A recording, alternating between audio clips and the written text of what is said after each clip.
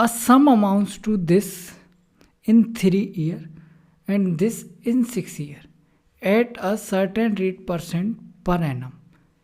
When the interest compounded yearly, the sum is.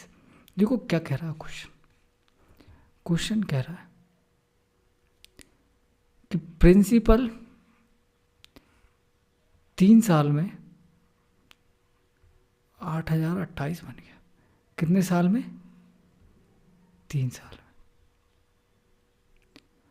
और यही principal 6 साल में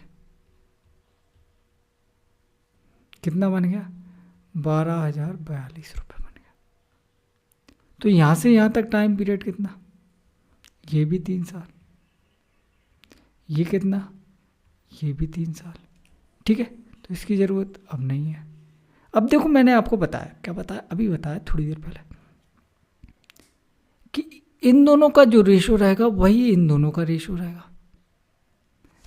3 साल सेम टाइम पीरियड की बात हो रही, मतलब प्रिंसिपल और 8028 का जो रेशो रहेगा वही इन दोनों का रेशो रहेगा।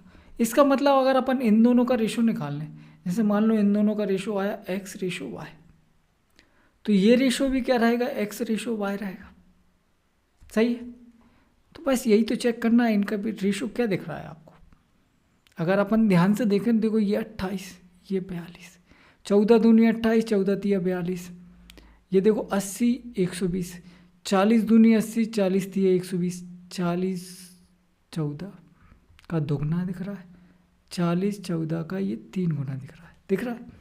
और रेशो लेंगे तो क्या हो जाएगा? 4 कट जाएगा, बिल्कुल कट जाएगा। 2:3 आ रहा, तो यहाँ पे भी क्या रहेगा? 2:3 रहेगा।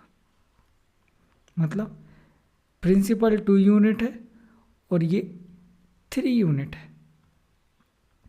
अगर 3 यूनिट की वैल्यू ये है तो 2 यूनिट की वैल्यू क्या होगी? ठीक है, देखो कैलकुलेट करना तो कैलकुलेट कर सकते हो, या फिर यूनिट डिजिट से भी निकाल सकते हो। कैसे? ये क्या है? 3 यूनिट की वैल्यू है, तो 1 यूनिट की वैल्यू क्या आ जाएगी? /3, और 2 यूनिट की वैल्यू मल्टीप्लाई बाय 2। अब आपको पता है कि 3 से 8 पे जाने के लिए 3 6 या 18 होना चाहिए, मतलब 6 यूनिट डिजिट आएगा। इस 6 का अगर 2 में मल्टीप्लाई करेंगे तो 2 यूनिट डिजिट आएगा, जो कि पहले ऑप्शन में दिया है। ठीक है, बिल्कुल ठीक है। यहाँ से देख लो, पूरा काटना हो तो पूरा काट लो। 3 दूनी 6, 3 18, फिर 2 बचेगा, 3 7 21 और 3 6 18। इसको 2 में मल्टीप्लाई कर दो तो क्या आ जाएगा? 2676 मल्टीप्लाई बाय 2। 6 दूनी 12, 7 दूनी 14 और 1 15, 6 दूनी 12 13, 2 दूनी 4 और 1 5, 5352। यही आ रहा है, बिल्कुल आ रहा है।